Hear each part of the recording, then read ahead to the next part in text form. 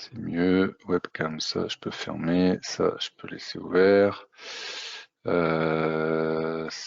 je peux fermer. Ça, on va mettre par ici. Hop, je me fais ma petite popote de mon côté pour voir qui est là. Et donc, oui, du coup, je parlais du principe du webinaire. Si vous avez des questions, il faut les poser via le chat. C'est plus simple, il y a un petit menu questions sur le côté. Je le rappelle de toute façon à la fin. Sur ce webinaire, alors par contre, on va vous mettre à contribution. Enfin, je vais vous mettre à contribution sur un sondage sur les ateliers du prochain Club Theater. On est en train de se poser un peu des questions, savoir si on reste sur le même principe, c'est-à-dire atelier simple. En gros, on présente. Et on fait comme on a fait cette année, on présente tous chacun notre tour une fonction, un truc comme ça, et vous assistez. Ou si on essaie de partir sur des modules un peu plus courts, mais par contre séparés. Donc voilà. Je vous soumettrai ça au fur et à mesure. Alors je verrai, il y aura début à la fin, et puis voilà.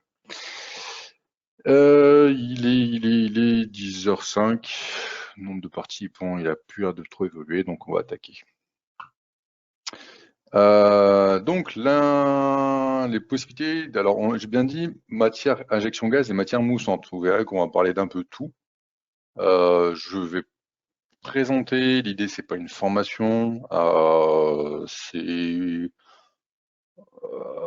dirais ça, ça peut être l'objet d'une discussion après coup, en fonction de ce que vous souhaitez faire, voir, etc. Donc n'hésitez pas à nous contacter après coup pour voir un peu voilà, ce que vous souhaitez faire et puis si c'est faisable. Et c'était vraiment une présentation de ce qui est faisable. Comme à chaque webinaire, on rappelle, il y a la possibilité de s'informer sur nos actualités, alors simulation, alors webcast et simulation. N'hésitez pas à jeter un coup d'œil aussi à ce qui est fait ailleurs. Applicite, c'est pas que de la partie simu, il y a aussi du BIM, de la CAO, des choses diverses et variées. Et ouais, on fait des choses des fois pas mal. Alors moi justement, j'essaie de me battre un peu pour que l'année prochaine, il y ait une toute petite présentation de ce qu'on fait, de ce qui est fait chez Applicite. Parce que je pense que pour beaucoup, vous ne connaissez que pour Molflow et on fait autre chose. J'en parlais tout à l'heure, les webinaires. Alors, on est sur celui d'aujourd'hui, donc matière moussante. J'aimerais bien mettre un pointeur, voilà, pointeur ici. Celui des nouveautés 2023 va changer pour basculer sur le 22. Donc c'était prévu le 25. Ça a été décalé parce que Sébastien qui le fera ne sera pas dispo. Et donc voilà, donc il a été décalé un petit peu. La participation requise, alors, hop, on va faire ça. C'est si vous le souhaitez, n'hésitez pas à le faire. Je vais le lancer maintenant. Et puis, pour 19h, le webinaire. Waouh! Ouais, mais en fait, c'est Sébastien. On commence un peu à partir de l'international. Il commence à travailler avec des horaires chinois. Donc, non, chinois, ça c'est. En plus, non, c'est américain les horaires. Est-ce qu'il y a quelqu'un qui me signale que le webinaire il est prévu à 19h? Horaire webinaire 19h. Je regarde ça.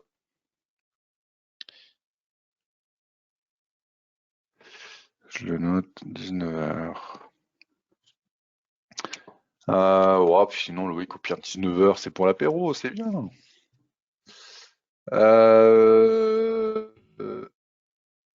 Donc du coup, ouais, j'ai lancé. C'est bien, 13 pour. Hop. Non, ça, je m'en fiche. Et donc du coup, on va attaquer. Je fais un petit agenda, de toute façon, vous allez voir au fur et à mesure. En introduction, alors, Molflow, on a la possibilité de faire une injection de gaz, d'ajouter du gaz dans le plastique. Je précise tout de suite, on ne fait que gaz, on ne fait pas eau. On peut trouvé quelques éléments similaires. On a déjà fait des essais avec un client qui avait une matière à injecter eau. Donc en fait, on utilisait du gaz, on injectait de l'eau. On retrouve quelques similitudes. Après, ouais, il y a des choses, c'est pas tout à fait identique. Donc ça peut fonctionner, mais voilà, c'est pas idéal.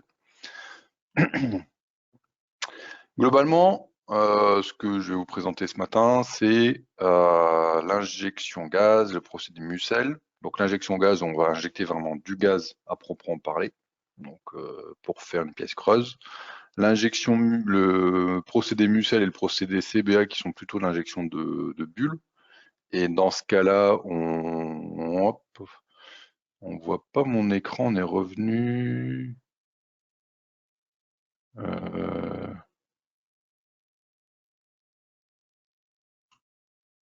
Alors on me dit qu'on voit que l'écran du sondage. Ah, c'est marrant ça.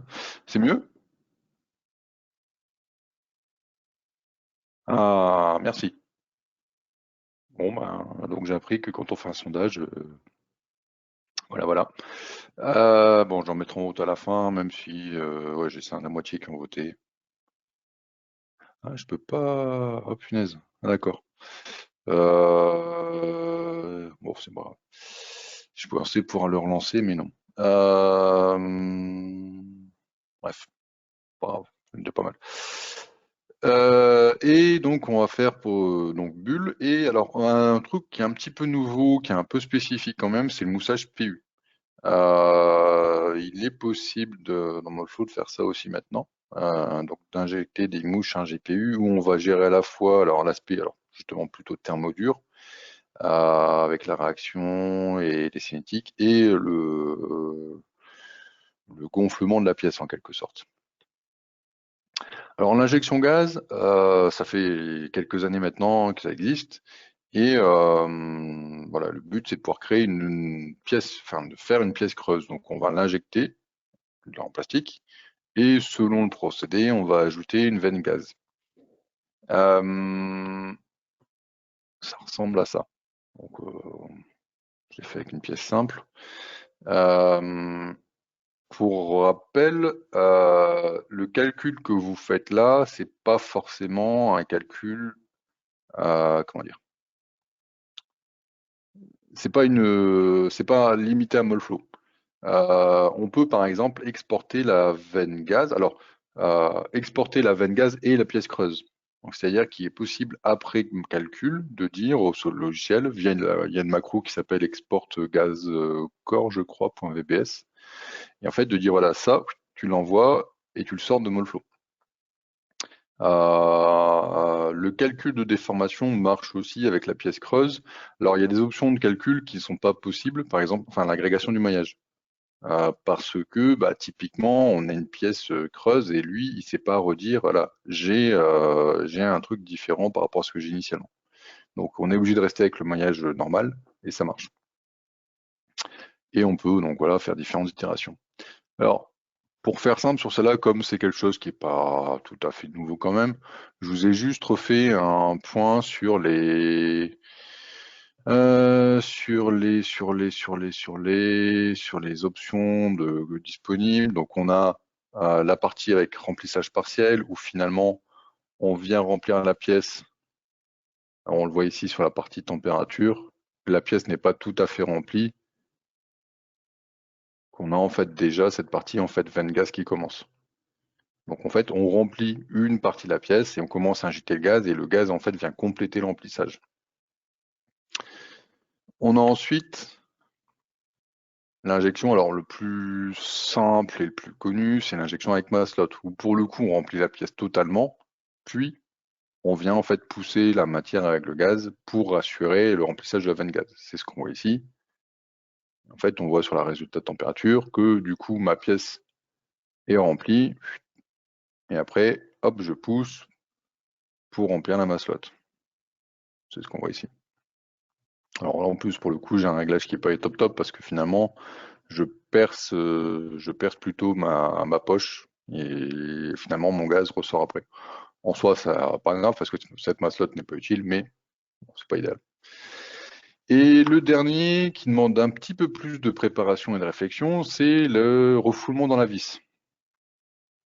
Alors, celui-là, je l'ai dû le faire en séparé parce que c'était pas tout à fait simple. Alors, pour le coup, celui-là, on vient en fait remplir la pièce totalement. Et après, en fait, à l'opposé du point d'injection, on a l'injecteur gaz. Et en fait, on va venir repousser la matière dans la vis. Alors, dans Molflow, en fait, on ne peut pas gérer cette notion de vis. Mais par contre, en fait, on peut gérer cette notion de volume qui s'ouvre après injection. Parce qu'il faut savoir que quand on fait l'injection gaz en Molflow, à partir du moment où on injecte le gaz, le point d'injection est fermé. Donc du coup, on est obligé en fait de, en quelque sorte, feinter le système en lui mettant justement une masselotte où on a un obturateur. Et en fait, cet obturateur est fermé au début de l'injection. Puis quand on commence à injecter le gaz, on l'ouvre. Et on voit en fait ici la progression de la veine gaz et qui repousse la matière dans la masselotte. Et du coup, ça donne quelque chose. Alors sur la veine gaz, c'est moins impressionnant parce qu'au final, voilà. Mais on voit, hop, hop, vas-y, détends-toi.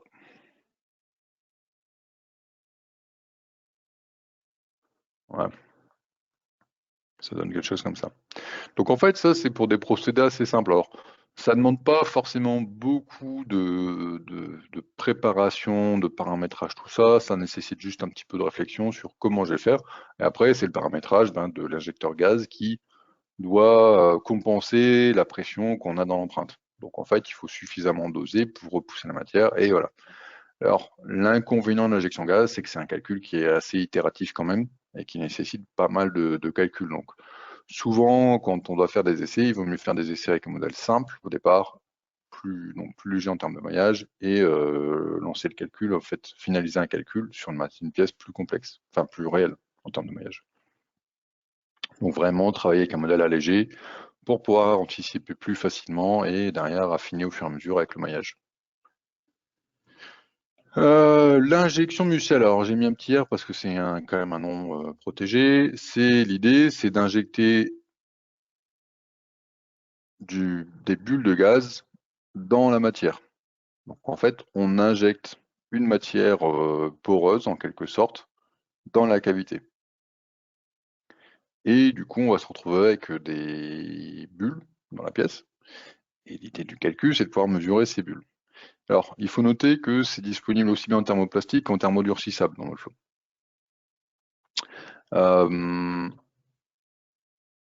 On voit du coup l'intérêt du Mucel et alors du CBA aussi, c'est que le poids, on a quand même une réduction assez importante du poids. Là, j'ai fait sur une petite pièce qui est pas, voilà, c'est juste pour mon essai. On voit déjà quand même qu'on gagne 1 gramme. Et 1 gramme sans rien optimiser de particulier derrière. Donc on a vraiment ce gain-là, et après on a aussi le gain par rapport aux rotations. L'intérêt, c'est que comme on va gonfler la pièce, on va compenser les rotations. Dans Molflow, alors ce que je vais présenter là, c'est vrai aussi pour la partie CBA. En fait, on aura une page où on va définir la quantité de gaz qu'on injecte, le type de gaz. Alors ici, on est sur, vous voyez, on en a 3, N2, CO2 personnalisé. N2, CO2 ont ces éléments-là renseignés, personnalisés, c'est-à-dire que vous pouvez mettre ce que vous voulez. Et on dispose de 2 modèles. Alors, pardon, je prends un peu d'avance. On dispose d'un modèle de viscosité spécifique parce que l'ajout du gaz va forcément changer la viscosité. Et donc, quand on rentre sur un calcul, alors CBA ou Mucel, on a un modèle de viscosité spécifique. Alors, ce qui fait que le calcul est quand même plus long. Je ne vais pas vous mentir. Entre un calcul injection simple et un calcul Mucel, on a un temps de calcul qui est un petit peu plus conséquent. On a donc ces données-là pour le calcul, et on a aussi alors 2 modèles de nucléation disponibles.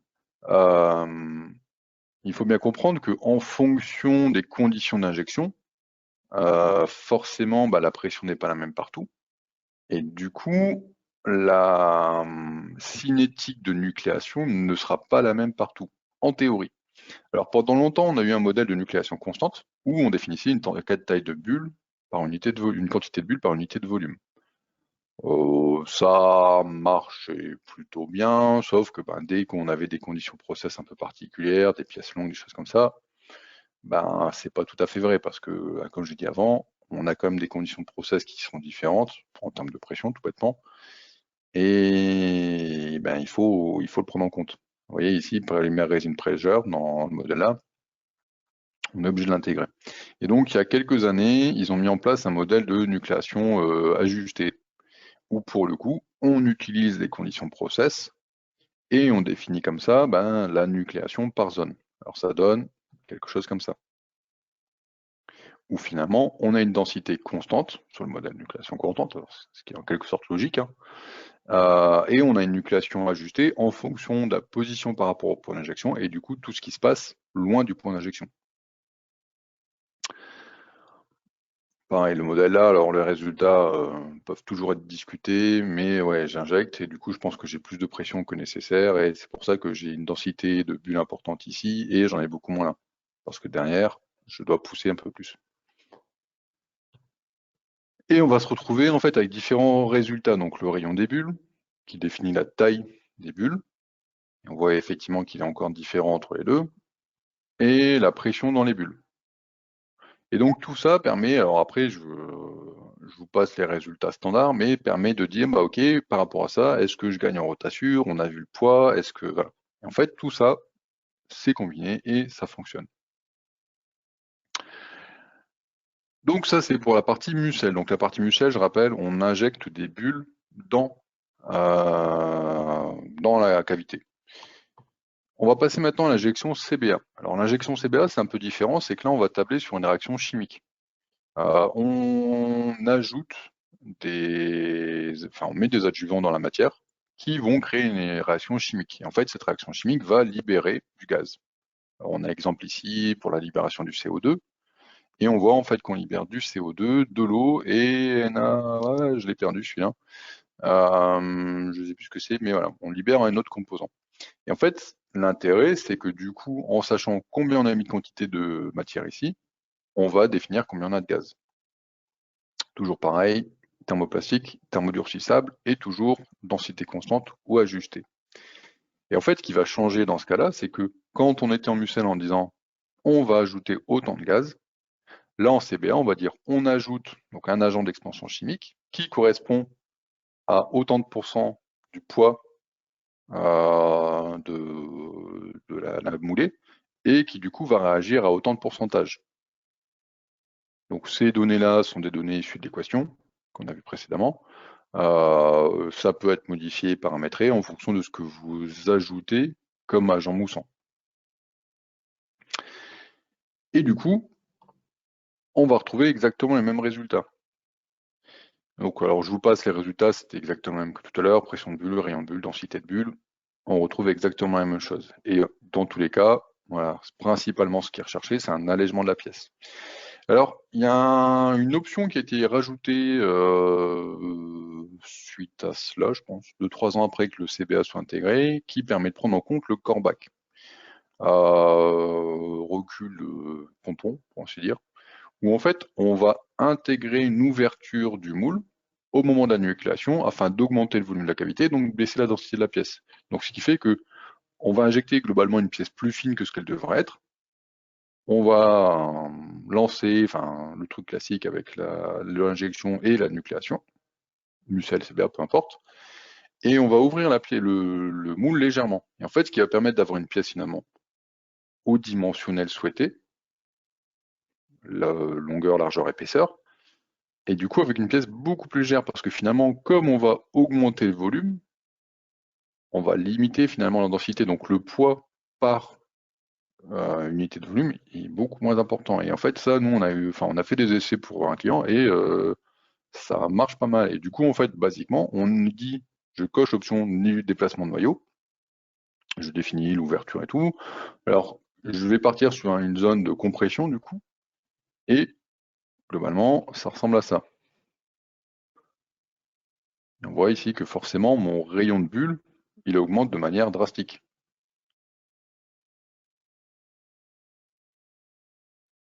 Parce que finalement, moi, mes zones, alors mon mouvement, je l'ai défini sur la zone intérieure ici, donc sur cette zone qui est là, et voilà, je l'augmente de manière assez conséquente. Et j'arrive comme ça à avoir un dimensionnel cohérent.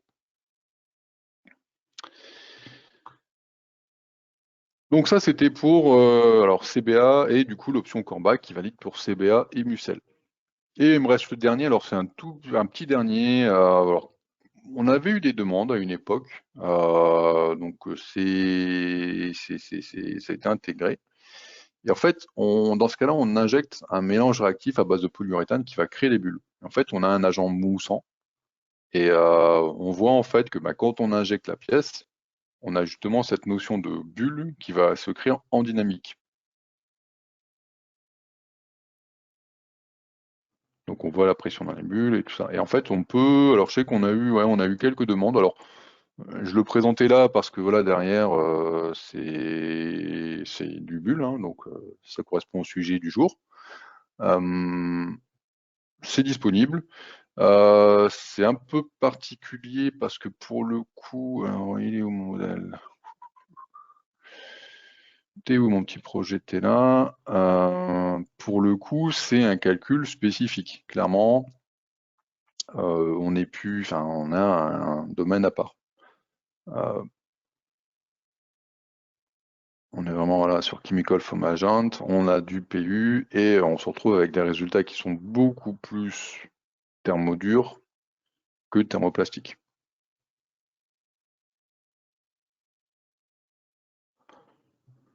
Et on se retrouve comme ça, voilà, sur comment, enfin, c'est quoi le taux de conversion, comment ça réagit, et si je lui dis, je fais une petite coupe dans le plan, X, Y, hop,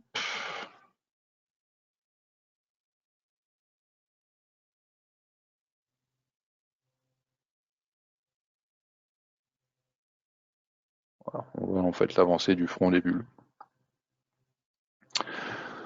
Donc, ça, c'est disponible aussi, voilà. Alors, ma conclusion est fausse aussi. Il faut que je la change. Donc voilà, l'idée c'était de vous présenter un peu comment dire, toutes les possibilités de l'injection avec des matières moussantes. Comme je vous ai dit, en fait, c'est pas forcément une fin de données parce qu'on peut exporter comme certaines choses derrière pour être utilisé en mécanique ou autre chose. Euh, Et du coup, voilà, alors, les questions, je vous rappelle, c'est sur la partie bandeau, voilà. Alors, je vais réessayer de... Non, bah, je peux plus ouvrir le sondage, bon, c'est pas grave. Bah, du coup, le sondage, voilà, ça c'est bon. C'est fait au final.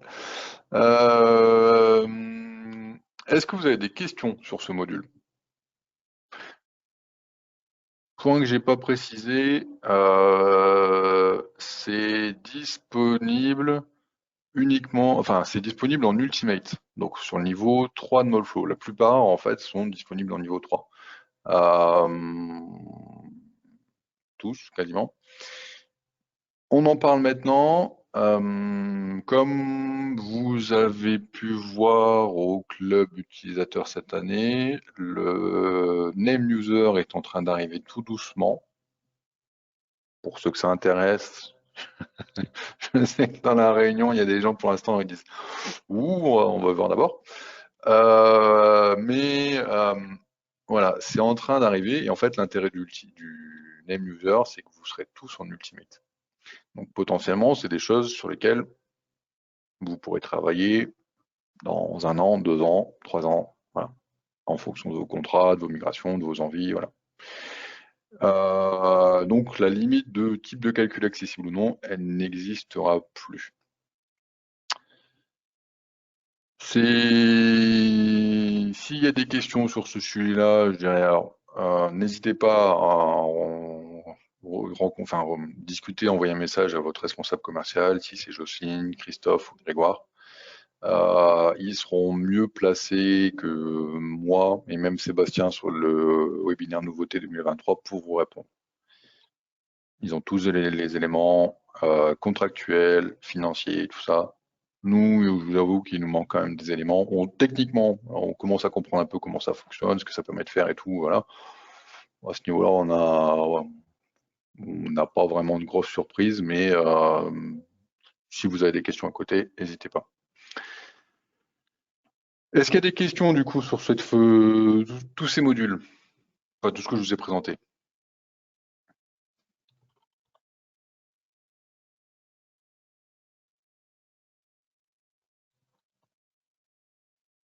Alors, je suis en train de répondre à ceux qui m'avaient déjà envoyé des trucs.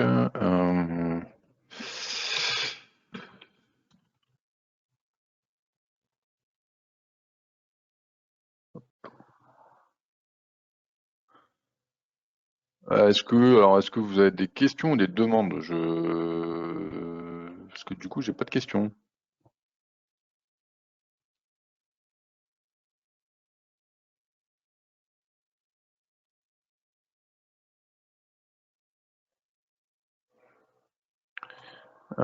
Il faut savoir que toute la partie, enfin, le calcul se fait de manière normale. Dans tous les cas, Mucel, CBA, injection gaz, on peut faire de la thermique, thermique, remplissage, compactage, déformation. On a vraiment un ensemble de calculs classiques. Quoi d'autre, quoi d'autre, quoi d'autre? Euh, non, ça va. Les retours qu'on a eus sur des essais clients, c'est que ça marche vraiment bien. Mucel, CBA et Gaz.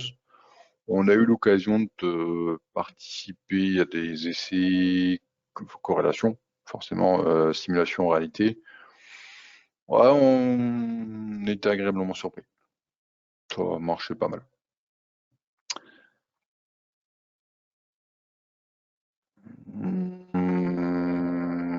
Pas de questions du coup.